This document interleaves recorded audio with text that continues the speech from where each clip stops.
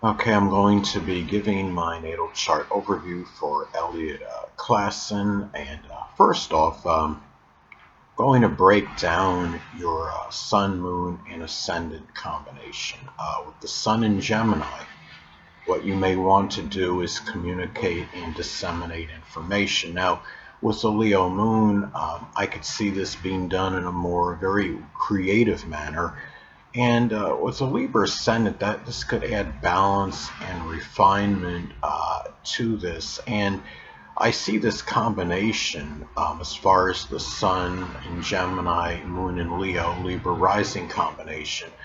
I see this as being really auspicious for acting because the Sun in Gemini can have a natural ability to impersonate, and you have the Leo Moon can manifest as performing, being an emotional need, and Libra rising may naturally express an ability for the arts, which includes acting. Now, next thing I'm going to do is give your chart a pictorial look. Now, you have a preponderance of planets on the top half of the chart. Thus, you may be more extroverted than introverted, more optimistic than pessimistic, and more objective versus being subjective. You may prefer a public life as opposed to a private one.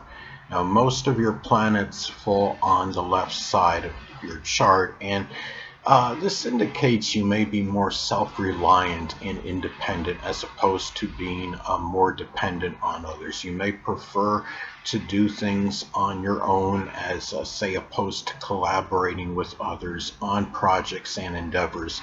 However, though, you do have, want to say that you do have 4 planets on the right half of the chart, and you likely know when to ask others for assistance when really necessary, and also coupled with having a Libra ascendant, you can easily do things with others if it's something that you feel you need to do, because Libra rising can do well when in situations when they're collaborating with others on projects and endeavors. So now, also, too, the majority of your planets fall in the third quadrant, which consists of houses 7, 8, and 9. And there may be much focus on your relationships, including the significant other, your intimate connections, and even expanding upon them. Also, too, you may have more interaction with foreigners than most people. Now, the thing is, there are no planets in the second quadrant of your chart, and the second quadrant consists of houses 4, 5, and 6. And this suggests there may not be emphasis on home or family related matters, and including children. And as far as employment goes as well, there may not be quite as much emphasis on that compared to most people. But this doesn't mean there's no activity in those matters. It may simply mean that it's just not as accentuated or emphasized in your life compared to most people. Now, another thing is, I want to talk about your major astrological influences, and you have most of your major astrological influences do fall in cardinal signs, and this indicates you may be really in a hurry to start projects, and you may start many projects, often simultaneously, but may not finish all of them. You may prefer to have activity as opposed to being stagnant. There may be a strong aversion to being idle. You may be a person that has a tremendous enterprise and initiative, and also being very action oriented as well. But on the negative side, you may be overly impulsive and impatient in matters.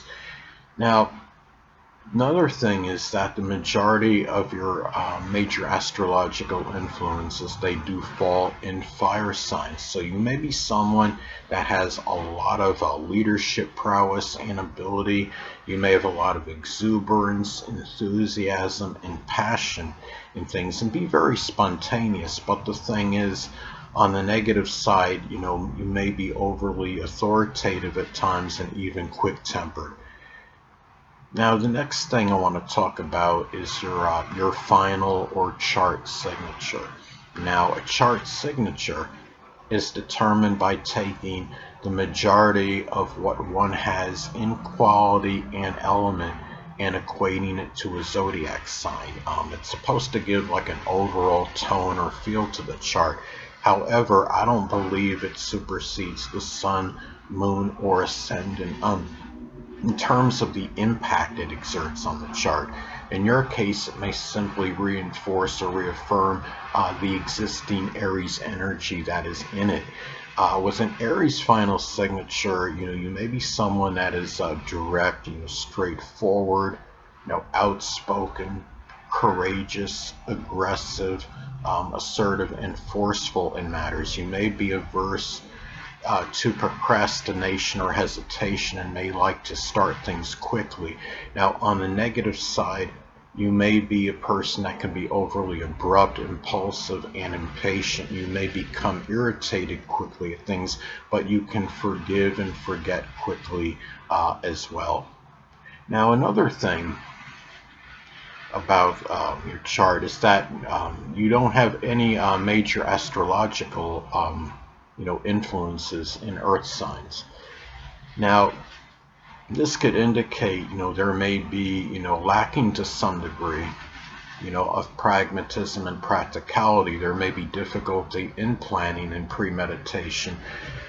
There may be a lack of some financial acumen or ability to make money, but and you may need to have more emphasis on this. However, in some cases, though, this could manifest in overcompensation. And the opposite may also be true.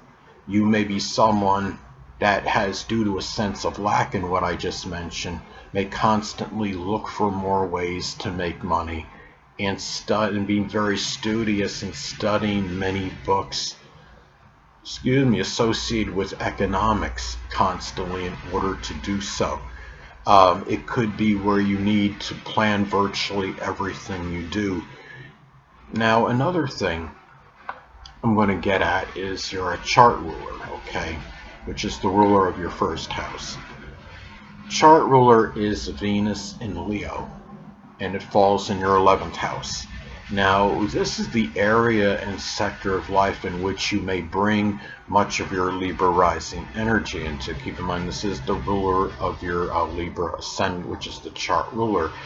And because this falls in the 11th house, you may bring a lot of that, that charming, tactful, diplomatic, equitable, balanced, refined, and even persuasive, I would say, Libra rising energy into matters that are connected with groups, clubs, organizations, friends, acquaintances, goals, and aspirations, which is the 11th house. And now with the ruler, Venus being in Leo, this may be flavored with more that Leo, like confidence, self-assuredness, extroversion, generosity, pride, fierce loyalty, and even creativity. Now, you have a singleton in your chart, Saturn in Cancer in the 10th house. Now, a singleton in astrology occurs when there is only one planet of a certain quality or element. Saturn is your only planet in water, thus making it a singleton. Now, a singleton can be more pronounced, prominent, and stand out more in the chart. Now, one way this may be expressed is restrictions and limitations associated with one's family and home life, because Saturn is connected with our restrictions, our limitations. Cancer is associated with the family and home life. Now, there may have been difficulties, with the mother, and including being nurtured and cared for by the person. And with this falling in the 10th house, it may be hard to suppress from others, and it may be something that you decidedly just bring out publicly to other people. Now, another way that this could manifest, it could be about laborious work, which is Saturn, in which you are very dedicated and devoted and show a lot of tenacity, which is Cancer too. and it may be connected with one's career and impact more, your social status and the success you attain, which is the 10th house. Now, with this being a singleton, again, it can be more emphasized, pronounced, and stand out more in your chart. And I want to make a note on something, is that I didn't delineate any stelliums in your chart because you didn't have any. Stellium is a series of conjunctions that consist of at least 3 planets, and you didn't have anything that met that criteria in your chart.